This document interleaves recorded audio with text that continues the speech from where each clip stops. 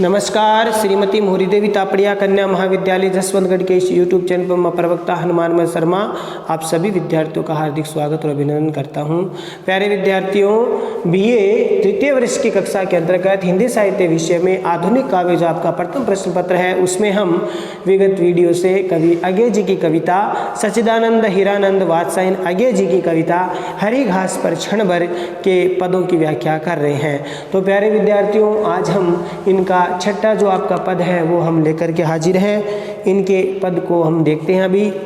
ठीक है प्यारे विद्यार्थियों, ये पद है हरी घास पर क्षण भर, जो कि अज्ञे जी की एक लंबी कविता है। और हरी घास प्यारे विद्यार्थियों यहाँ पर नगरीय जो आधुनिक जो मानव है उसकी दमित इच्छाओं का प्रतीक है। और यहाँ पर अज्ञे जी स्वयं कवि के रूप में जो अपने परिजन या अपनी प्रेमिका या अपने मित्र को संबोधित करते हुए उनको साथ में लेकर के कुछ क्षण प्राकृतिक परिवेश में गुजारने की बात वो कहते हैं। तो यहाँ पर यही बात आगे, यानी इसमें जो अतीत की जो यादें हैं उसको उनको वो स्मरण कर रहे हैं, और साथ ही साथ रोमानी जो भाव या प्रेम के जो भाव है उसका भी चित्रण इसमें किया जा रहा है। देखिए अज्ञे जी कह रहे हैं, देखिए कि जरा रेशम शिरीष का कविता के पद, मस्जिद के गुमंद के पीछे सूर्य डूबता धीरे धीरे, झरने के चमकीले पत्थर, मोर मोरनी, घुंघरू, संताली झूमर का लंबा कतक भरा आलाप, रेल का आह की तरह धीरे धीरे खींचना, लहरें, आंधी पानी, नदी किनारे की रेती पर बित्ते भर की छां झाड़ की, अंगुल अंगुल नाप कर तोड़े तिनकों का समूह लूमोन। तो प्यारे विद्यार्थियों, इस पद में जो है अज्ञे जी ने जो है इस पद के अंतर्गत अज्ञे जी कह रहे हैं कि अपनी जो यादों को संजो करके, अपनी यादों को, अपने अतीत की बातों को लक्ष्य करते हुए कह रहे हैं अज्ञे जी कि कवि जो प्राकृतिक जो परिवेश है उसके चित्रण का जो है अपनी आत्मानुभूति के साथ वो वर्णन वो किया जा रहा है। इसमें कवि जो प्राकृतिक परिवेश का भी चित्रण कर रहा है, साथ ही साथ अपनी आत्मानुभूति, अपनी स्वयं की अनुभूति का भी चित्रण है वो कर रहे हैं। तो झरा रेशम शिरीष का, यानी कवि है वो हरी घास पर क्षण भर थोड़े समय के लिए प्राकृतिक परिवेश में अपने व्यस्त जीवन से कुछ क्षण निकाल करके जीना चाहता है, और सभी से आह्वान करता है कि हमें प्रकृति के साथ जुड़ना चाहिए। इस नगरीय, इस शहरीकरण की कृत्रिम बनावटी जो जीवन शैली है उससे कुछ हट करके प्रकृति के साथ हमें जुड़ना चाहिए।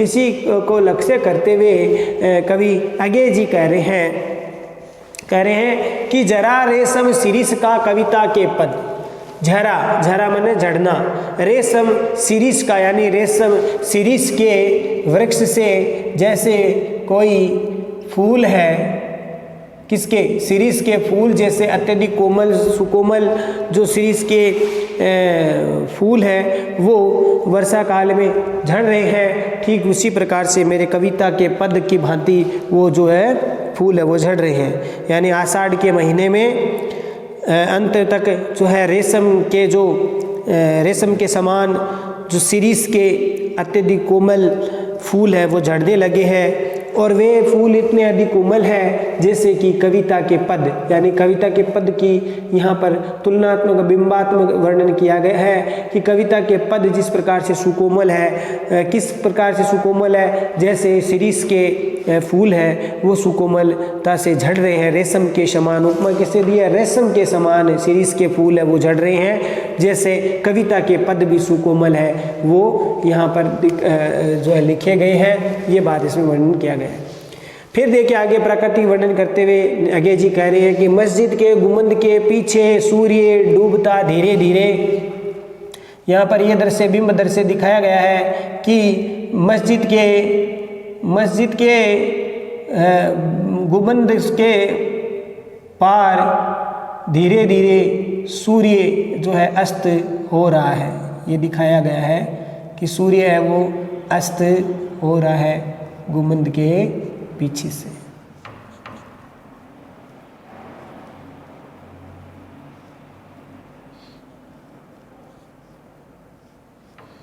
मस्जिद के पीछे धीरे धीरे सूर्य अस्ताचल होता हुआ दिखाया गया है।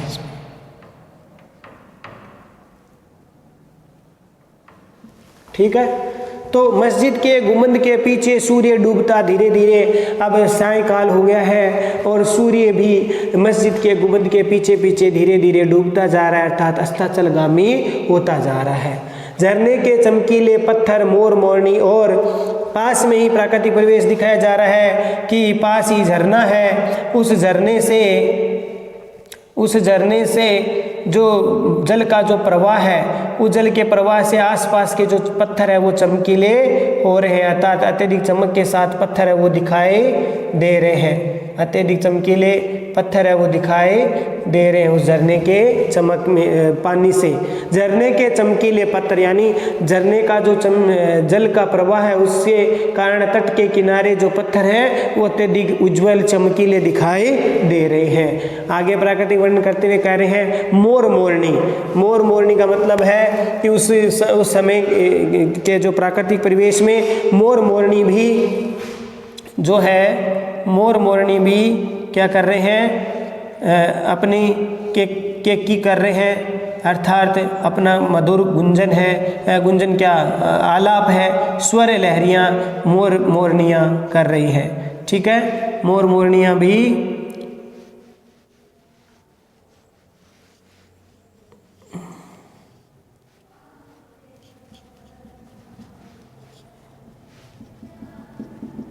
मोर मोरनियाँ अपने मधुर केकी का स्वर है वो चारों ओर इस परिवेश में, वातावरण में बिखरा रहे हैं। मोर मोरनी मधुर स्वर में जो है बोल रही है, मधुर स्वर में मोर मोरनी बोल रही है।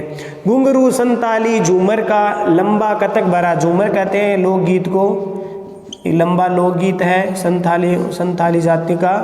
तो लंबा कतक भरा माने वेदना भरा, कष्ट भरा, वेदना भरा या कष्ट भरा, पीड़ा भरा आलाप माने स्वर। और पास ही यहाँ पर दृश्य, अलग अलग दृश्य दिखाए जा रहे हैं। देखो यहाँ रेशम के समान शिरीष के फूल है वो झड़ रहे हैं, कविता के पद के समान सुकोमल रेशम के जो फूल है वो झड़ रहे हैं। एक दृश्य भी आगे दिखाया गया है कि मस्जिद के गुंबद के पीछे सूर्य डूब रहा है, एक दृश्य ये दिखाया गया। आगे दृश्य ये दिखाया गया कि झरने के चमकीले जो पत्थर है, अर्थात झरने के पानी से जो तट के आसपास के जो पत्थर है वो बड़े चमकीले दिखाई दे रहे हैं। फिर एक दृश्य दिखाया गया है कि मोर मोरनियाँ हैं वो जो है अपनी मधुर केकी कर रहे हैं, यानी मधुर जो मोर की जो ध्वनि होती है उसको केकी कहते हैं। तो वो केकी या जो मोर मोरनियों का मधुर स्वर है वो गुंजायमान हो रहा है पूरे वातावरण में। साथ ही साथ घुंघरू संताली झूमर का लंबा कतक भरा आलाप, साथ ही साथ पास ही में संथाली जाति के जो लोग हैं वो अपने पैरों में घुंघरू बांध करके झूमर नामक जो गीत गाते हुए लंबा उनका वेदना भरा कतक जो आलाप का जो स्वर है वो दिखाई दे रहा है, सुनाई दे रहा है। अर्थात संथाली जाति के जो लोग अपने पैरों में घुंघरू बांध करके झूमर नामक लोकगीत जो है गा रहे हैं, और वो जो लोकगीत है उसमें उनकी पीड़ा, वेदना, कष्ट का समाहार है, और वह वेदना और कष्ट से भरा हुआ स्वर पूरे वातावरण में सुनाई दे रहा है। ठीक है प्यारे विद्यार्थियों, ये पद समझ में आ गए हो, ये भाव। ठीक है, तो कतक भरा मैंने वेदना भरा स्वर है वो हवा में तैर रहा है। संताली आदिवासी जो है, संताली क्या है, आदिवासी। तो संताली आदिवासियों का जो पैरों में घुंघरू बांध करके उनका झूमर नामक लोकगीत है, झूमर लोकगीत वो गा रहे हैं, और उनकी जो वेदना भरा जो लोकगीत का जो स्वर है वो पूरे वातावरण में जो है फैल रहा है, बिखर रहा है। रेल का आह की तरह धीरे धीरे के खिंचना, और पास ही में जो है रेल जा रही है, एक नया बिंब आ गया यहाँ पर, पास ही में जो है रेल आ गई है, और रेल का किस प्रकार से जो है धीरे धीरे उसका स्वर है वो घटता जाता है, पहले बढ़ता है फिर दूर जाती हुई रेल का स्वर है वो खिंचता हुआ सा दिखाई देता है। तो इस प्रकार से रेल का जो स्वर है वो अभी सुनाई दे रहा है। ये भी इसमें दृश्य दिखाया गया है कि रेल के आह की तरह धीरे धीरे खींचना, अर्थात यहाँ पर ये आह के लिए दुख भरे स्वर के लिए रेल की जो जाती हुई खिंचती हुई आवाज़ को सुनाई देना उसके जैसा बताया है। ठीक है, तो यहाँ पर कहीं दूर पर आसपास कहीं दूर पर रेल जा रही है और उसके चलने की आवाज़ धीरे धीरे खिंचती हुई सी जा रही है और ऐसा लगता है जैसा किसी की दुख भरी आवाज़ है वो धीरे धीरे खिंचती हुई सी लग रही है, या धीरे धीरे पहले बढ़ती है फिर धीरे धीरे कम होती हुई सी दिखाई दे रही है,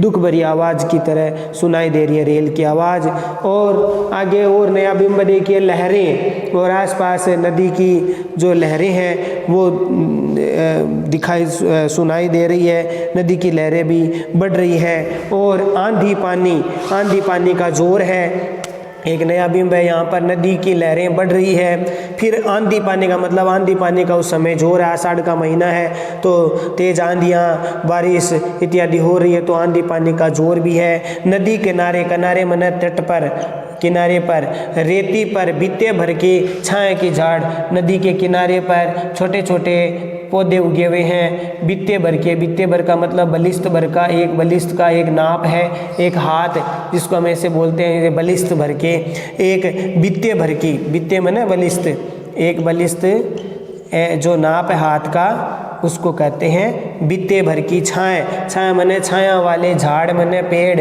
छोटे छोटे पेड़ हैं उसकी छोटी छोटी छाया है और जो कि एक एक हाथ जितने लंबे, एक एक हाथ का मतलब एक बित्ते भर की बलिष्ठ भर की छाया वाले जो पेड़ है उस पेड़ की छाया में हम दोनों खड़े हैं। कौन खड़े हैं? अगेजी यानी कवि और उसकी प्रेमिका या फिर उसके मित्र या परिजन जो खड़े हैं उस पेड़ की छाया के किनारे, उसकी पेड़ के आसपास खड़े हैं और वो उस पेड़ से अंगुल नाप कर तोड़े तिनकों का समूह है। वो उसकी प्रेमिका कवि और उसकी प्रेमिका या उसके परिजन है वो उस पेड़ से अंगुली जो है नाप करके तिनकों को तोड़ रहे हैं, उन पेड़ों के तिनकों को तोड़ करके इकट्ठा कर रहे हैं। ठीक है, नदी के तट पर रेती में किनारे पर जो उगे हुए छोटे छोटे पेड़ हैं उन झाड़ की छाया में खड़े हुए हम दोनों जो है उसके तिनकों को अंगुल भर के नाप में तोड़ रहे हैं। और उस समय की स्थिति का अगला जो बिंब बताया है कि लू मौन है, उस समय लू है वो पूरी तरह से शांत हो चुकी है, मौन हो चुकी है, तो लू को यहाँ पर एक नया बिंब के रूप में बताया गया कि लू क्या है? मौन है, एकदम शांत है। यानी कहने का तात्पर्य है कि गर्म हवा बिल्कुल भी नहीं चल रही है, ऐसा वातावरण है, शीतलता से युक्त वातावरण है, लू बिल्कुल नहीं चल रही है, लू एकदम मौन है, शांत है। तो इस प्रकार का बिंब यहाँ पर दिखाया गया है। इस प्रकार से हम दोनों हैं उस प्राकृतिक परिवेश में आनंदित हो रहे हैं। साथ ही साथ एक तरह से प्रेम का भाव या रोमानी जो भाव है वहाँ पर प्रदर्शित हो रहा है, प्राकृतिक परिवेश अत्यधिक सुहावना नजर आ रहा है। तो इस प्रकार से प्यारे विद्यार्थियों ये इसका वर्णन हुआ, व्याख्या हुई, आशा करता हूँ समझ में आ गया होगा। विशेष वाले पॉइंट में प्यारे विद्यार्थियों लिखना है कि कवि की यहाँ पर व्यक्तिवादी जो भावना है और पूर्व की घटना का स्मरण है वो करके रोमानी भाव व्यक्त हुए हैं, यानी प्रेम के भाव व्यक्त हुए हैं। कवि व्यक्तिवादी भावना यहाँ पर प्रदर्शित की जा रही है, साथ ही साथ पहले की जो अतीत की जो घटनाएं हैं उनका स्मरण किया जा रहा है, तो उससे रोमानी भाव या प्रेम के भाव है उनका स्वर भी व्यक्त हुआ है, ये विशेष में लिख सकते हैं। अगली विशेष में आप लिख सकते हैं कि इसमें प्रस्तुत पद के वर्णन में कल्पनाशीलता जो है अधिक है और जो समन्वयात्मक संगीतात्मकता या संगति है वो कम है। कल्पनाशीलता अधिक है, समन्वय का भाव बहुत ही कम है, क्योंकि यहाँ पर सब अलग अलग बिंब दिखाए गए हैं। कभी यहाँ पर शीरीष का फूल जड़ते हुए दिखाया गया तो अगले बिंब में मस्जिद के पीछे सूर्य जो है अस्ताचल गामी हो रहा है। अगले बिंब में झरने चमकीले झरने पर पत्थर वो चमक रहे हैं और मोरनियाँ बोल रही है, लू शांत है। और इस प्रकार के जो अलग अलग बिंब यहाँ पर दिखाई दे रहे हैं। संताली लोग हैं वो अपना झूमर नामक लोकगीत है वो गा रहे हैं, वेदना कथक भरा यानी वेदना से भरा हुआ लोकगीत गा रहे हैं। पास ही में रेल जा रही है, उसकी आह से भरी हुई खिंचती हुई सी ध्वनि सुनाई दे रही है। तो इस प्रकार अलग अलग बिंब है, तो कल्पनाशीलता अधिक है, समन्वयता कम है। तद्भव शब्दावली का प्रयोग किया गया है। बिंबात्मक दृश्य यहाँ पर दृष्टिगोचर होते हैं। तद्भव शब्दावली से युक्त रचना है, तद्भव शब्दावली है और बिंबात्मकता दृष्टिगोचर है, बिंबात्मकता दृष्टिगोचर हो रही है, ऐसा आप लिख सकते हैं।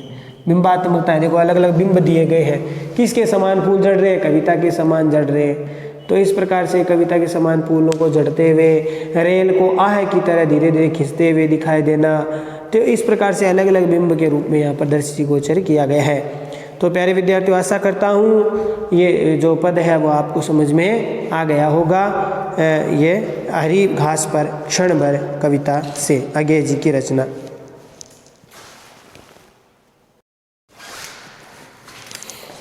तो प्यारे विद्यार्थियों, आज के लिए बस इतना ही। अगले वीडियो में फिर हाजिर होंगे अज्ञेय जी की रचना हरी घास पर क्षण भर से आगे के पदों की व्याख्या को लेकर के।